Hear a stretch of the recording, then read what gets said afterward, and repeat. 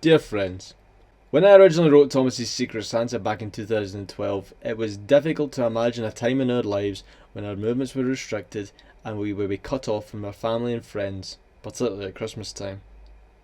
Whilst we have been known for our Christmas messages in years past, we felt with these unprecedented events that this was an appropriate time to bring this story to life. The Chairman of Sodor and I hope this tale will rekindle the festive spirit at what is a particularly difficult time for all of us, and wish you all a Merry Christmas. The author.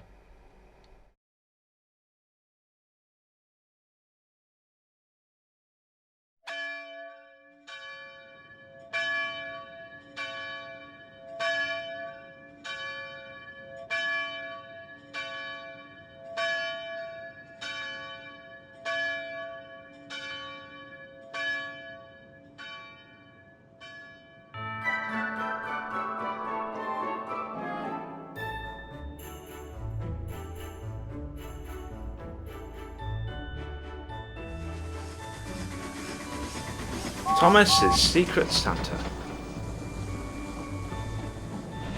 It was coming close to Christmas. The big station was filled with bright, colourful, festive decorations, with a large Christmas tree covered in twinkling lights standing at the edge of the platform for all to see. Thomas had been given the special job of bringing people from the towns and villages along his branch line to the special Christmas party on Christmas Eve.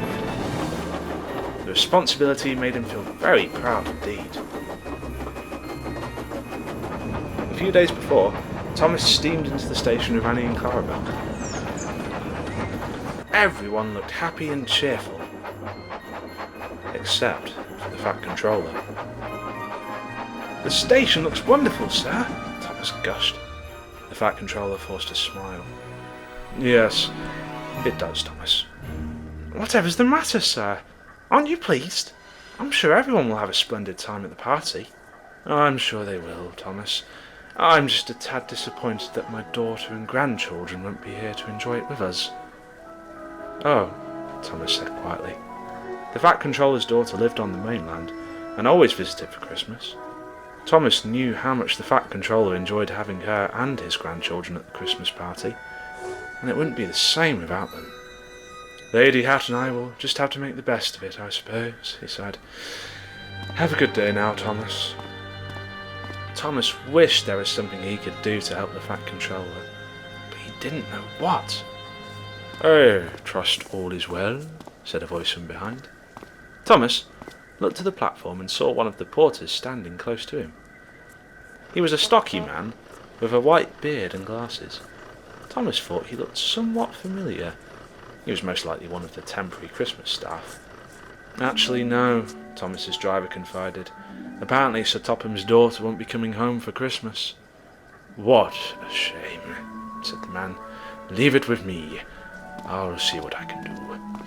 But before either Thomas or his driver could ask what he meant, the man had conveniently disappeared. Later that day, Thomas met Harold the helicopter at the station near the airfield. Harold looked upset. "They've cancelled my last long flight before I'm due for retirement," he told Thomas sadly. "The weather conditions aren't fit for me to fly." "What a shame," Thomas puffed. "First the Fat Controller, and now you. Things aren't going right at all this Christmas." "It'd be tremendous to have one last flight," Harold groaned. "But it seems unlikely to happen now." "All things are possible," said a familiar voice.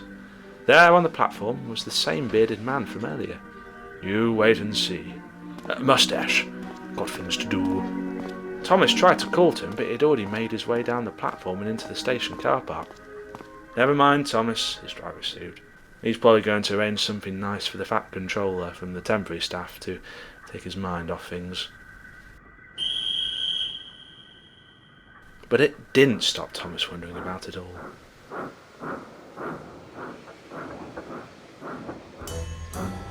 On the night of the Christmas party, all the branch line engines, aside from Thomas, were coupled together to form a cavalcade for the assembly of engines at the big station. Thomas would join them later in the evening. He had been left behind to haul the special train. He steamed happily through the snowy countryside, as Annie and Clarabelle followed cheerfully on behind. The moon shone and the stars twinkled. It was a lovely night. But as they pulled into the next station, the station master was waiting for them with urgent news. "You're going to have to make a little detour this evening via the airfield station." Thomas was confused. They never usually passed the airfield station. "Our station isn't on the route to the junction. It goes to the harbour. We'll be late if we go there." "Sorry, Thomas," said the station master, "but I got a telephone call asking to pass on the message. You're to collect something special, and you take it to the big station on your way." "Bother," thought Thomas.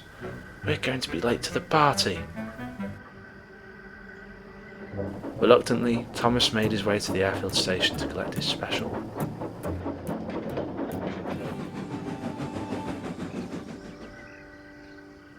"Harold is due in any moment with it," the station master told Thomas. Thomas was surprised. "Harold? I thought he had been retired." Sure enough, a familiar buzzing was heard overhead as Harold the helicopter touched down gently. "Control gave me my last flight after all, Thomas," he chirped happily. "A special mission as well to boot. Best Christmas present ever." Thomas smiled. "I am glad. You can rest easier now, I suppose." "Yes, indeed. Now, I have one last job to do. I'll see you at the party." There was no time to run around the train, so Thomas propelled the coaches back to the junction and headed back towards the big station again, hurrying to make up for lost time. Maybe that porter was right, he thought as he puffed along. All things are possible. Luckily for Thomas, it was the last train scheduled to run into the station that evening, so he had a clear run through.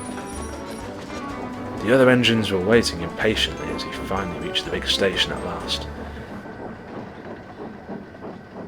The Fat Controller pointed to the clock. "Thomas, where have you been? We were due to start 10 minutes ago." "I am sorry, sir, but I had to make a detour to Harold's airfield to collect something special." The Fat Controller was surprised. "What special?" "Us!" called a voice from inside Annie. The Fat Controller looked over, and his face lit up with joy. There was the Fat Controller's daughter, standing with his grandchildren in tow. He rushed over at once and opened the door to give each one of them a big hug as they stepped down from the train. He was delighted. "I didn't think you were coming. We got a phone call this morning saying that Howard the helicopter would bring us over. Although from the looks of things, the arrangements were as much of a surprise to him as it was to us." "We must have a secret Santa in our midst," the Fat Controller laughed. "I think you delivered the best present of all tonight, Thomas. Thank you very much." Father Christmas, who had arrived on board Harold, gave Thomas a knowing wink, and Thomas smiled back warmly. All of a sudden, the secret Santa made much more sense.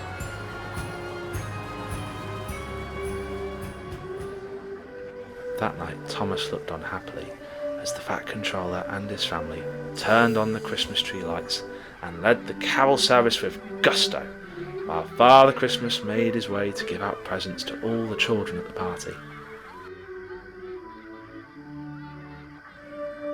When the party ended, the engines puffed back to their sheds. Thomas watched Harold flying overhead on his last flight back to the airfield.